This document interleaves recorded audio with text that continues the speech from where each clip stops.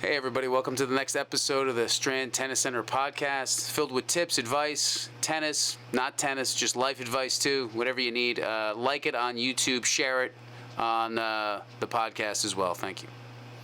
Welcome to the Strand Tennis Center podcast, everybody. I'm Steve Capo. I'm your host. We're here with Santi. Hello. Again, I love his Robert Redford haircut. I mean, you look like Robert Redford. You do. Who's that guy? You don't know who Robert Redford is? I mean, I might know his face, Wow, but I'm not old. Robert Redford is basically the first Brad Pitt, so to speak. So he used to be like, you ever see Butch Cassidy, a Sundance Kid? Yeah. You know Paul Newman? I know faces. I'm not really the greatest. Robert Redford's a super handsome guy. Okay. You know, his heyday was 60s, 70s, and 80s, right? He did all these great movies, All the President's Men, and, you know, it's just super cool, right? So right. super handsome, super cool, all that stuff. But he had a haircut that was kind of like a part that way a little bit. And it was very, you know. I need a trim. It reminds me of Robert Redford. Looks good. I gotta trim You the need to sides. You want to trim the sides? Yeah. And what made you, because Santi was discussing having a buzz cut. Oh, yeah. What made you not do it? A buzz cut? I wanted more, I guess, variety. And Something to move more- around and play with. Something more flowy. You know, buzz cut's just it's, you know, it'd be nice, though, because then you don't have to maintain it. You just, it is what it is. Yeah. Yeah. So how is your summer going so far? I'm curious to see on the employee side some more free time, right? Not as Pretty good. busy as schedule, Relaxed. right? Yeah. So, I Pretty mean, good. do you find yourself... The only thing that I don't like so far is that on my days off, it's been raining a lot the past 2 or 3 weeks, so I can't go camping. You know, you can, but, you know, then everything gets wet. And Can it you has to surf dry in the out. rain, though? You can't do that You either. can surf in the rain, yeah. That doesn't matter. don't you surf if those it days? thunderstorms, though, then the lifeguards kick you Yeah. out. So I had that happen once, and I sat there for an hour, and then... So, being the summertime, you have a little bit more time, you're saying it's raining, do you find yourself when you have more time overthinking, or do you find yourself happy to be able to just chill? I think when we first started getting 2 days off again, I was more like, what do I do? I always had that feeling of, I still have to go to work the next day. It took like a good month for it to kick in where I felt more relaxed, like, I don't have to go to work the next day, because your mind is in the mode where, like, normally you have 1 day off, you wake up, you do whatever you want to do, and then the next day you have to go to work. You know, you come in for work. Do you find yourself looking forward to work a little bit more, that you have time off, or do you never want to work anyway? I think you be honest. If I was like, a millionaire or something, I'd try not to work every day, but I don't mind working. I like my Sundays. Okay. Even before, when it was longer, I liked my Sundays because it was it just like went straight through. Yeah. So it was nice. But So- yeah.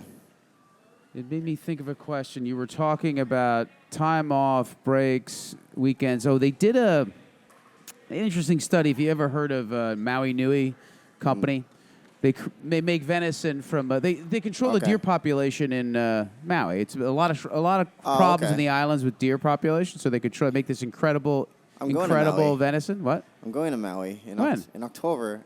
I have the wedding. I Oh, the told you wedding. guys. Yeah. There's a wedding. So he's got this incredible company, Okay. but what they do is they do a 7 days on, 7 days off. Very much like a fireman, so they work long shift, 7 days on, 7 days off. So at one point he offered them a time and a half situation. Listen, if you come in during your 7 days off, you'll get double or time and a half. Okay. Guess how many said yes? All of them? None. Oh, none? None of them. Because they value the time. Okay. Because with a 7 day on, 7 day off schedule, with 7 days off, you can actually do a whole different thing. So they were starting little businesses and doing little things. So they ended up having 2 separate lives, which is quite interesting. They would start this and that, and they would do something small. And so that's an extreme case where you can have 7 days on, 7 days off. But all I basically think 2 is the jobs. value of time, right? I think time is the most important asset for everybody. Right. If you can give yourself more time, I'm sure that is the key. So that's what I was asking. So you got yourself programmed out of that time, but in that free time, do you find yourself, what a shot. Did you see that shot? She hit an overhead right into the basket. It's incredible. I wish we could have seen it. It was incredible. Anyways, but with that free time, do you find yourself being more productive? Or do you find yourself going, well, I got more time? Do you find yourself wasting more time because you think you have more time? So If you're honest with yourself. I feel like since I have more time, I tell myself, oh, I'll sleep in, but then I actually don't sleep in. I wake up naturally earlier. I'm like, oh, now feel like I want to go out and do something. When before, when you have one day off, I felt like I was like sleeping as much as I can. And then you wake up around like noon, and then you have just like half a day left, and then you have to go to work the next day. Okay. So I felt like I would naturally, I would set an alarm for like 11-ish, but then I would wake up around like 9:30, 10 naturally, and I would just be up, and I'd be like, okay, now I'm going to go out and do something, something like that. I think the problem with time sometimes with me is filling the vacuum. So you work all this time, Yeah. and then when you get the free time, you don't know what to replace it with. That's the problem with me sometimes. Right. Because I just love working. So that is almost both my vocation, my avocation. I love to work. Yep. So when you get free time from me, in the beginning, you're antsy. It's hard to figure out, well, you're just so programmed to work and do things. Right. So that's the hardest thing. I say if you get free time, give yourself a little bit of a schedule inside that free time to find something new to do, because you'll end up just wasting the whole day. Right. But most people are lucky in that they have, and I told my son this, they have hobbies. They have things they're interested in. Like he loves to fish, and Maria loves to garden, and they love to do those things. And what I do is I just read business books, and I love that. It's fun. Yeah. But I don't know. Should I have more hobbies, something? Should I do more things? I don't know. Is there something you always wanted to learn or do? I mean, I know you play the keys. You want to do anything to play else? piano. I don't know. I don't think about it. When I have free time, that's not on my mind. On my mind is I think about, like I read a book like this recently. I read this book called Influence, right? Very successful book. But it's mostly about marketing and how people make decisions. I guess maybe it's a decision series too. So I wrote the notes for Influence. We'll talk about it. But it's just about what makes people decide to do things. So I'll ask you a question. So this is like, I guess this podcast is about decision making. Like we'll do 2 series. You did one last time, and we'll do this about it. What makes you, if you're scrolling through something, whether it be on your phone, whether it be on TV, what makes you actually decide to choose to either purchase that product or to take up that thing or to say, yes, I'm going to do this? What is the biggest influence for you? Probably like price, Okay. entry price. If it's an activity, how much does it cost? Or if it's like a new hobby, how much does the equipment cost?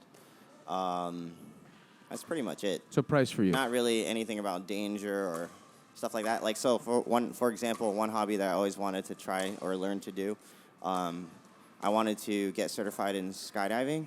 Okay. So just diving by yourself. So that's like, I don't really look at it as a risk of, okay, you might die. I look at it as like, oh, how much is it? $3 grand, $5 grand, $10 grand? I don't know how much it is. So you don't look at the risk of death? No. Okay.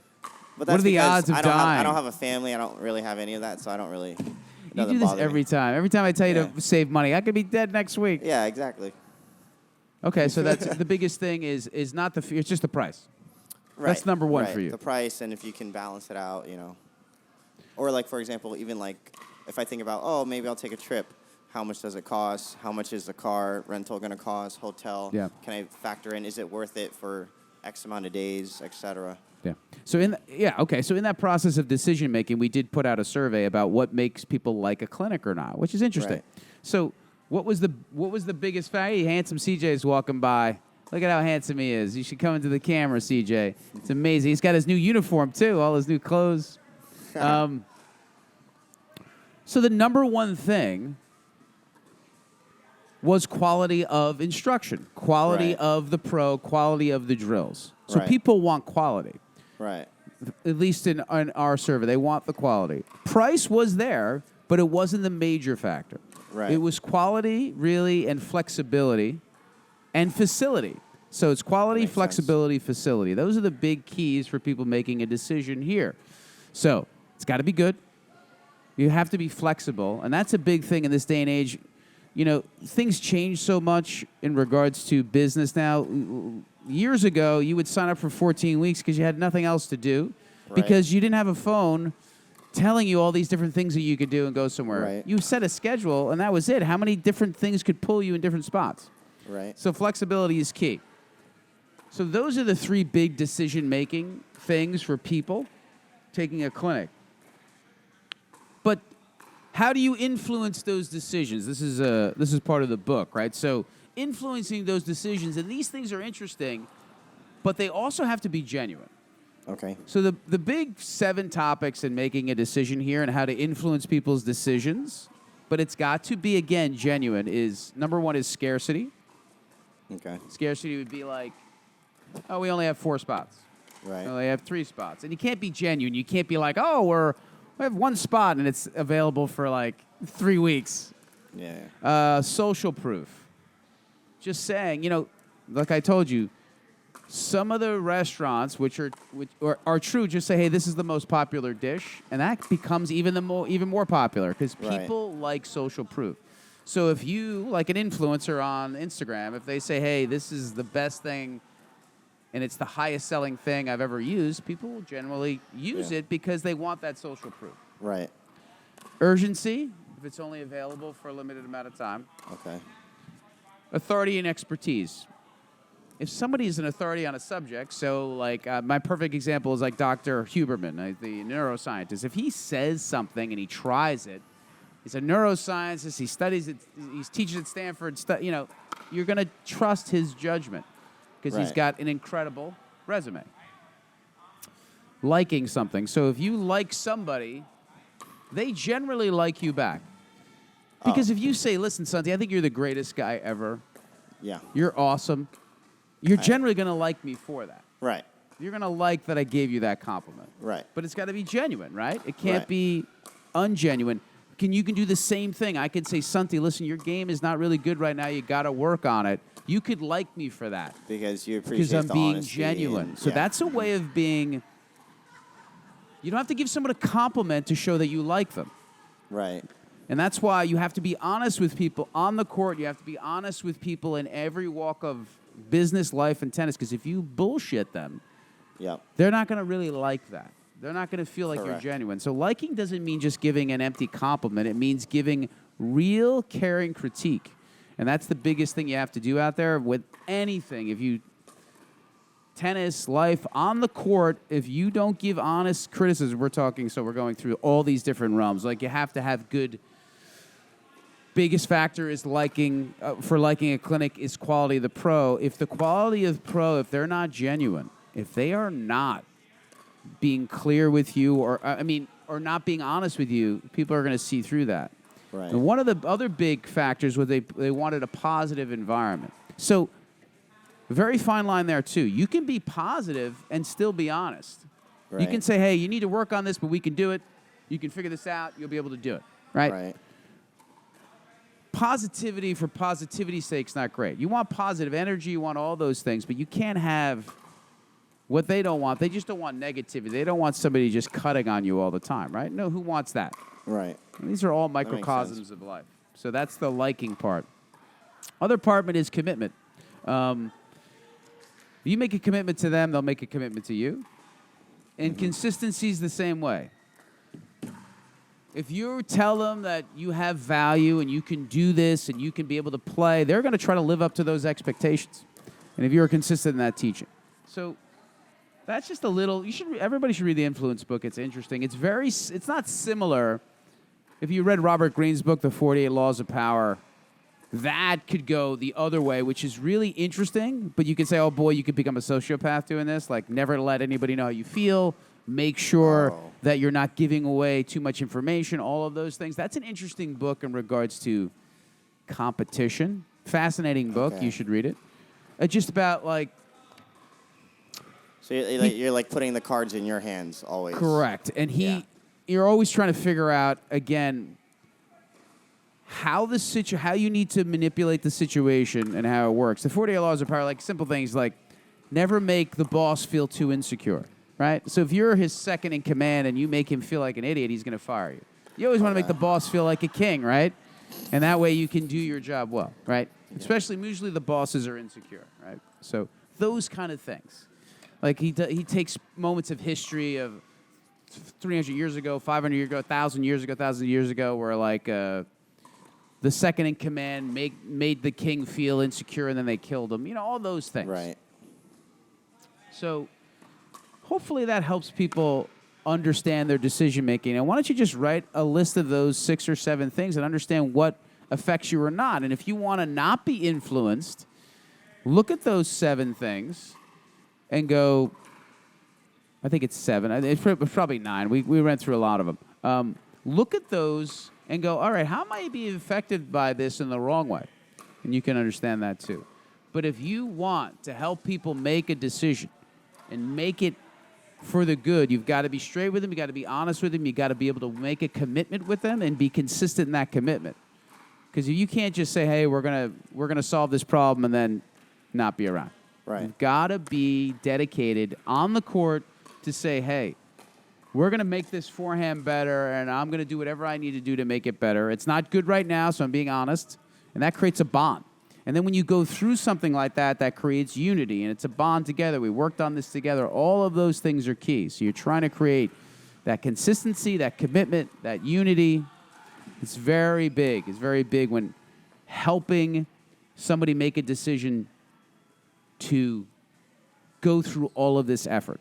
So that was really kind of what was on my mind, Santi. So how do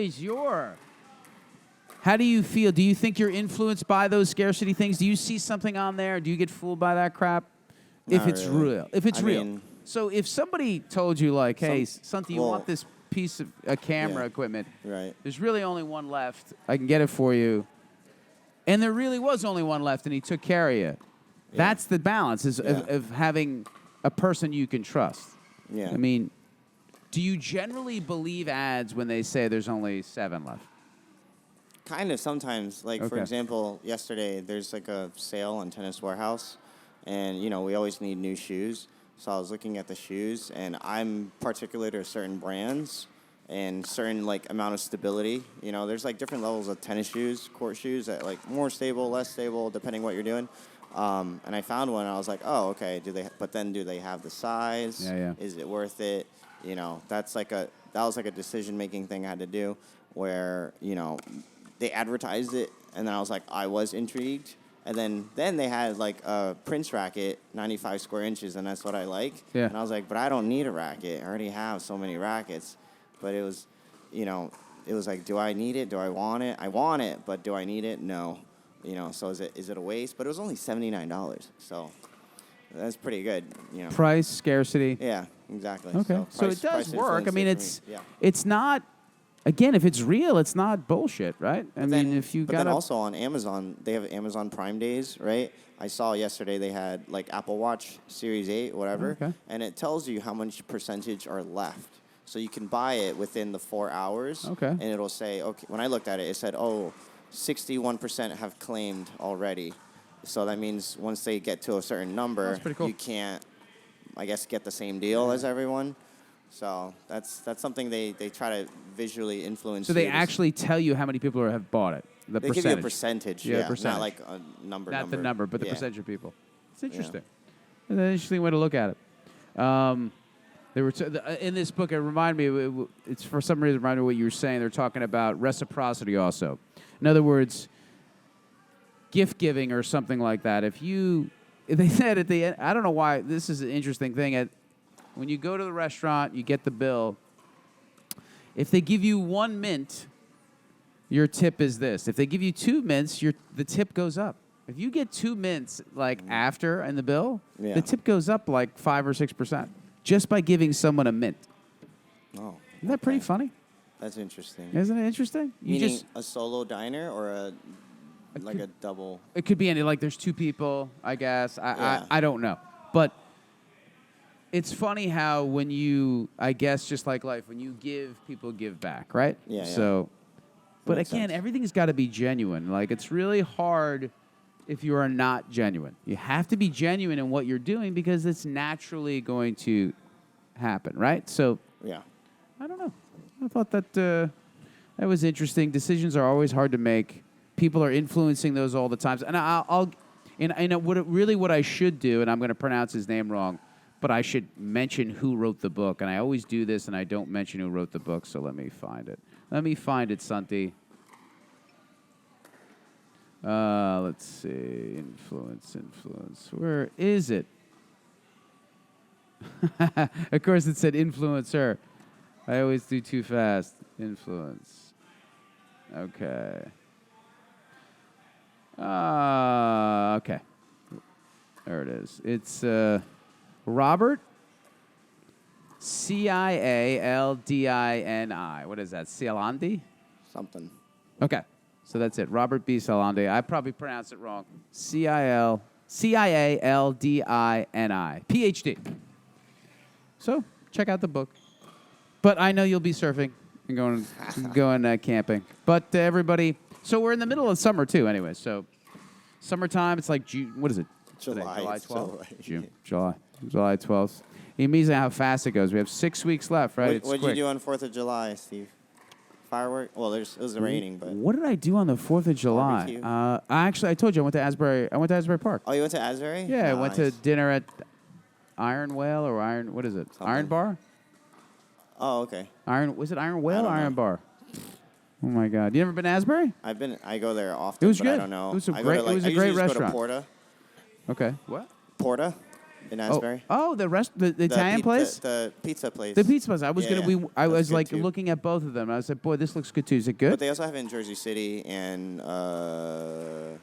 Montclair. Was Porta good? Do you recommend it? You're a pizza guy. Yeah, it's a good pizza. So we'll go there next time because I was gonna go. I said to go there. We want to go close to the water.